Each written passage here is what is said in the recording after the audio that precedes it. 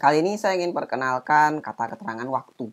Jadi kata keterangan waktu itu kalau dalam bahasa Jepang menurut saya ya, itu dibaginya ke dalam lampau dan tidak lampau. Tidak lampau itu berarti bisa gini ya, sekarang atau nanti gitu ya. Kemudian kalau lampau ya yang sudah lewat, yang sedang terjadi dan akan terjadi itu berarti masuk ke tidak lampau. Yang sudah terjadi masuk ke lampau. Menurut saya seperti itu, ya. Nah, jadi itu gampangnya ya untuk membedakan. Karena pasti akan seperti itu bentuk dari satu kalimat predikatnya.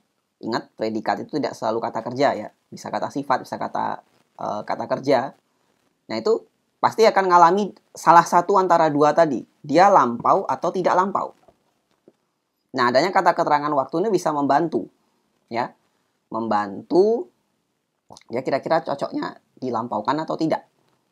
Nah, saya mulai dari kata yang levelnya paling kecil ya. Berarti yang satuannya masih sangat kecil. Itu ada yaitu kata ini ya, saki dan ima.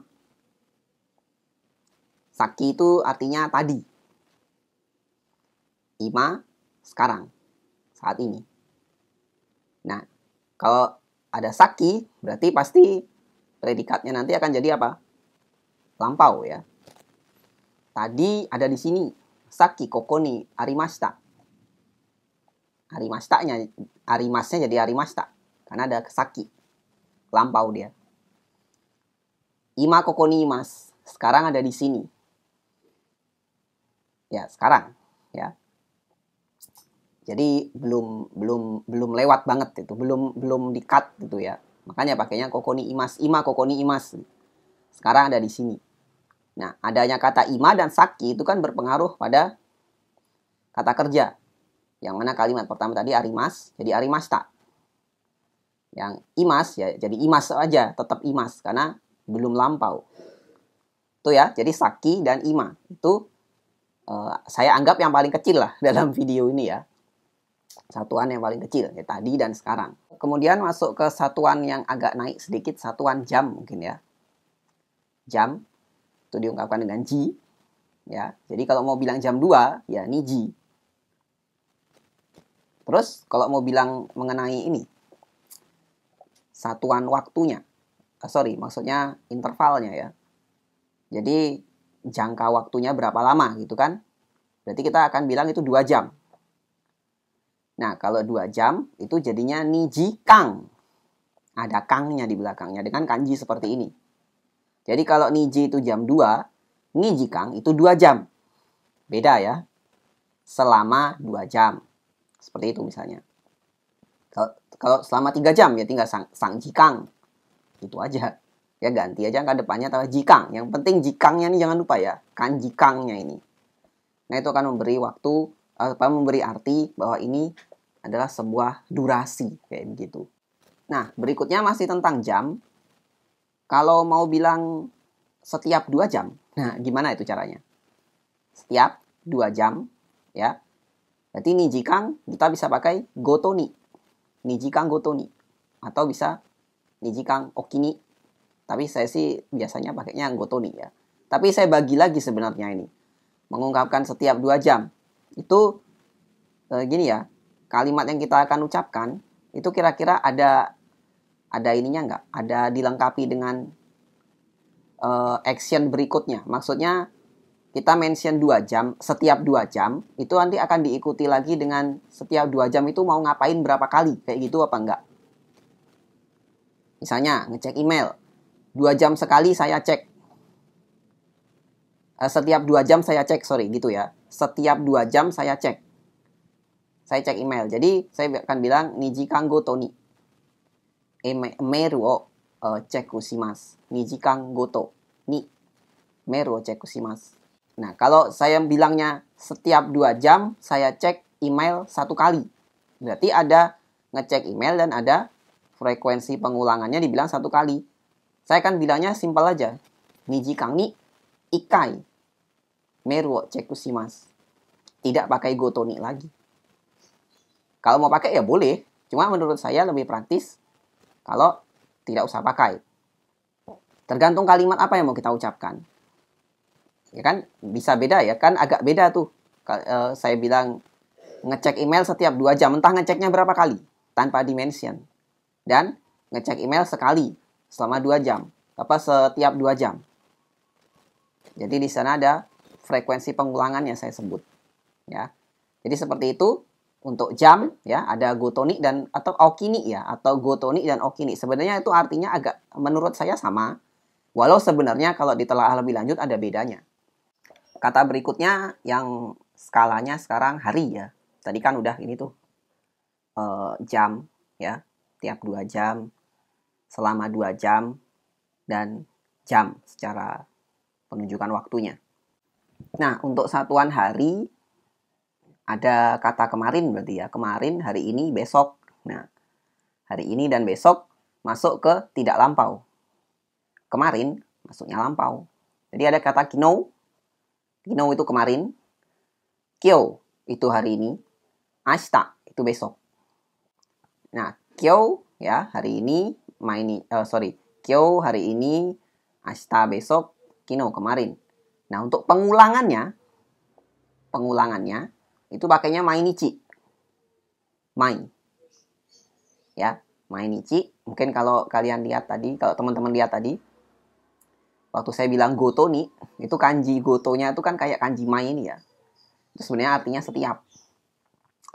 Jadi kalau kata keterangan waktu itu ada dengar ada mai, itu udah pasti itu artinya setiap gitu ya.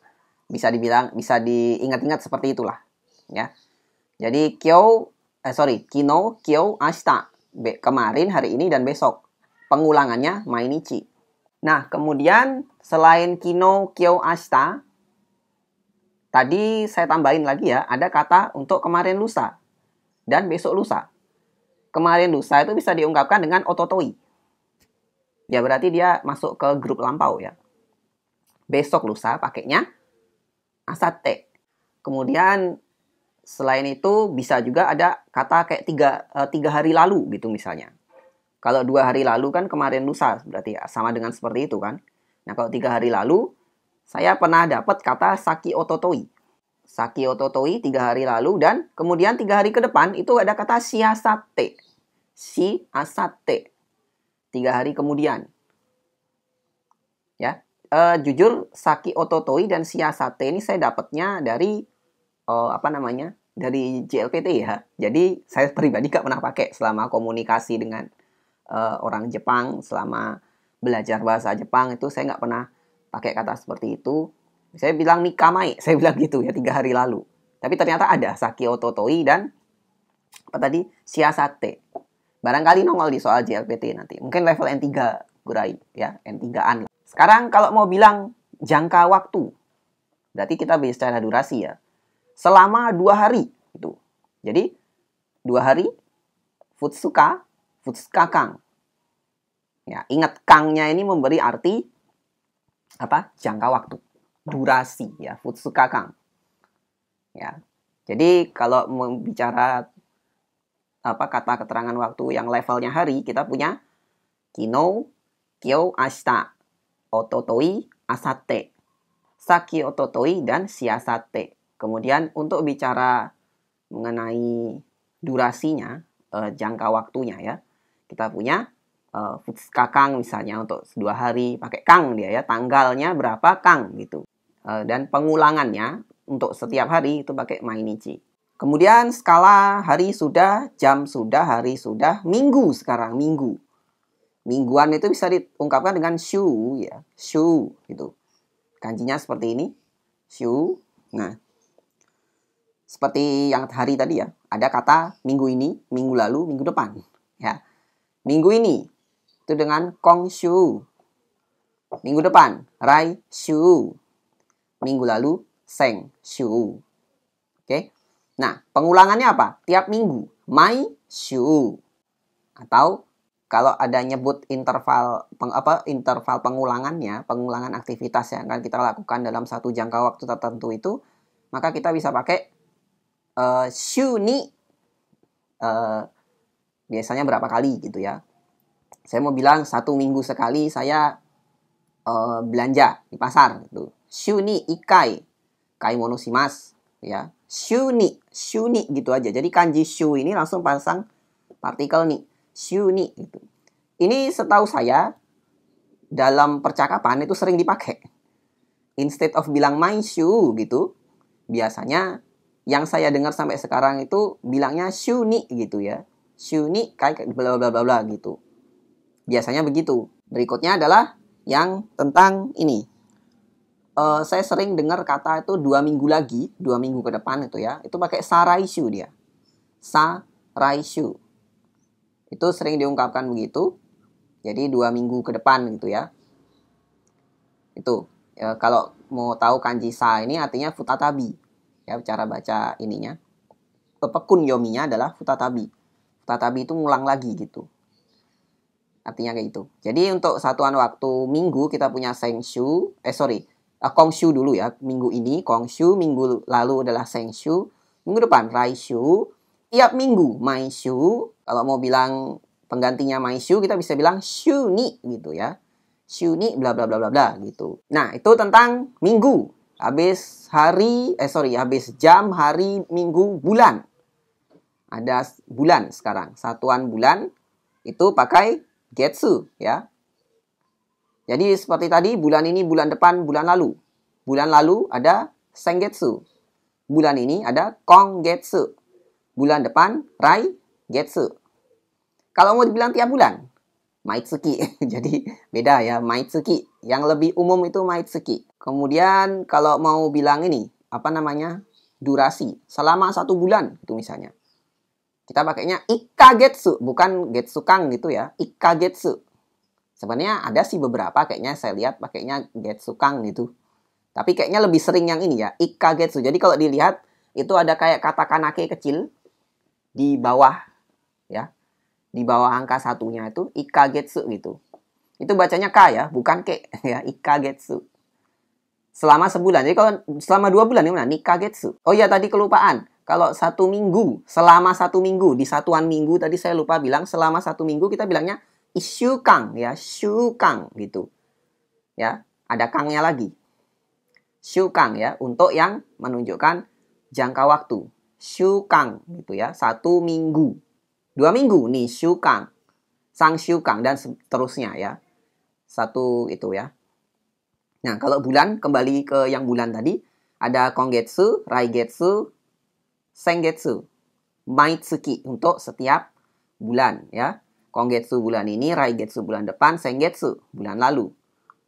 Selama 1 bulan, ikkagetsu, nikkagetsu, sangkagetsu dan sebagainya. Dan ingat ya, penyebutan bulan itu di bulan 4, 7, dan 9 itu cara menyebutnya angkanya beda. Bukan pakai yongatsu, nanagatsu, dan kyugatsu. Tapi apa? Shigatsu, shichigatsu, dan kugatsu. Penyebutan bulannya ya, dalam artian nih bulan Januari, Februari, dan sebagainya. Gitu. Itu cara bacanya beda. Kan kalau biasanya bulan itu dari bulan 1, 2, kecuali 4, 7, 9, itu kan nyebutnya pakai angka biasa tambah gatsu. Ya. Kemudian kalau angkanya dari 4, 7, 9, angkanya beda tapi tetap gatsu. Nah, kalau kita nyebut kata keterangan waktu yang berhubungan dengan bulan itu, dengan bulannya itu, maka pakainya getsu. Maka tadi raigetsu, sengetsu, kongetsu ya. Jadi bedakan.